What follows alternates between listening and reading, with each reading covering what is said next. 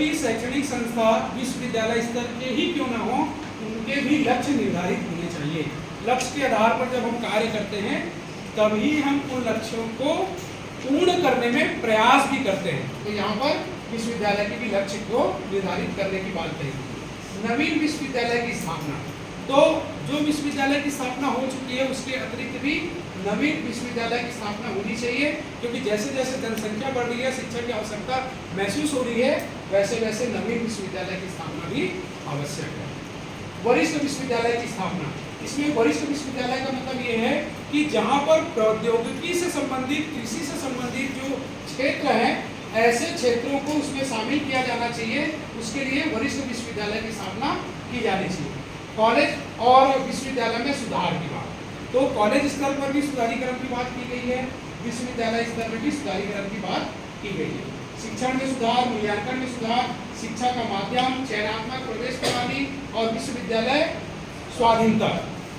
विश्वविद्यालय स्वाधीनता के बारे में बताना चाहूँगा कि जिस प्रकार से ऑटोनोमस बॉडी जो काम करती है, उस प्रकार से विश्वविद्यालय भी अपने पूर्ण स्वाधीनता के साथ में यदि काम करती है तो बहुत सारे नए विषयों को इसमें शामिल किया जा सकता है।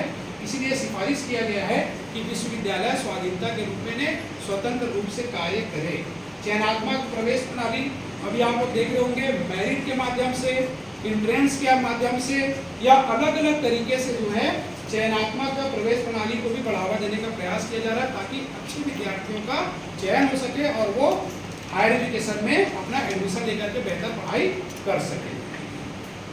हम बात कर सकते हैं आखिरी में उपसंहार के बारे में, कंक्लूजन के बारे में, कि जो कोठारी आयोग है वो कोठारी आयोग के माध्यम से, जैसे ये सब चीज़ें आप लोगों ने देख लिया है, कोठारी आयोग, तो कोठारी आयोग के द्वारा कई महत्वपूर्ण सुझाव दिए गए हैं और उन महत्वपूर्ण सुझाव में से भारतीय भाषाओं के विकास के लिए उच्च शिक्षा के अंग्रेजी के साथ साथ जो है प्रमुख भाषा तो है, लेकिन हिंदी को भी बढ़ावा देने के लिए भारतीय भाषाओं के प्रति जनसाधारण का रुझान कम हुआ है, इसलिए हिंदी को भी बढ़ावा दिया जाए, जिसका प्रभाव आज भी हमको दिख रहा है। लेकिन कोठारी आयोग की कुछ अनुशंसा है, उसको छोड़ करके लगभग सभी अनुशंसाओं को शिक्षा जगत में एक मील का पत्थर माना गया है और मील का पत्थर मानने के साथ साथ आयोग ने गुणवत्ता पर शिक्षा, राष्ट्रीय एकता पर शिक्षा के विकास के साथ साथ प्रतिभाशाली और योग्य शिक्षकों की नियुक्ति पर भी जोर दिया है, ताकि शिक्षा के सभी स्तरों पर हम जोर दे करके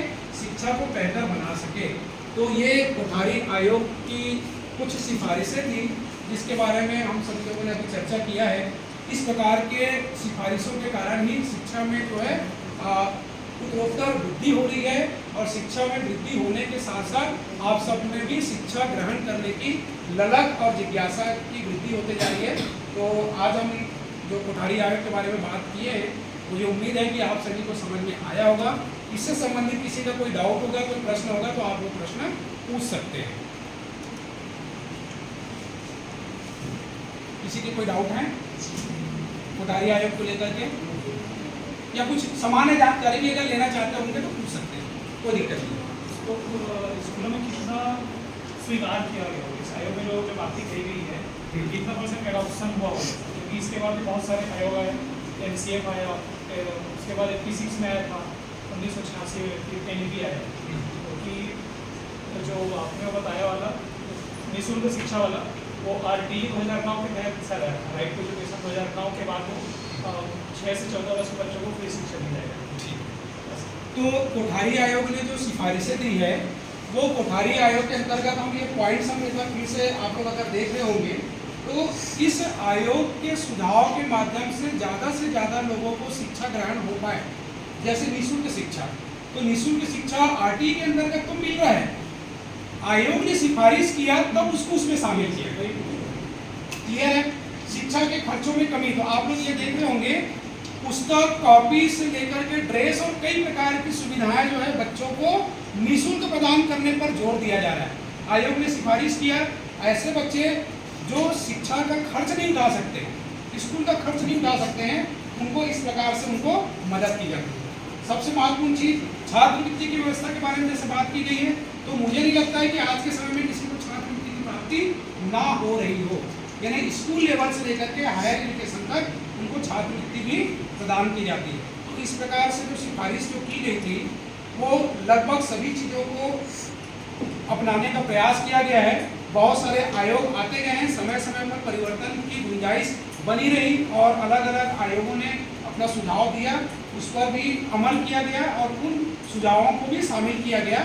तो कोठारी आयोग का यूँ कह सकते हैं कि उनके सुझाव को बहुत हद तक के अपनाया गया है, जिसके माध्यम से शिक्षा में एक बड़ा आमूल परिवर्तन हम सबको देखने को मिला। Thank you.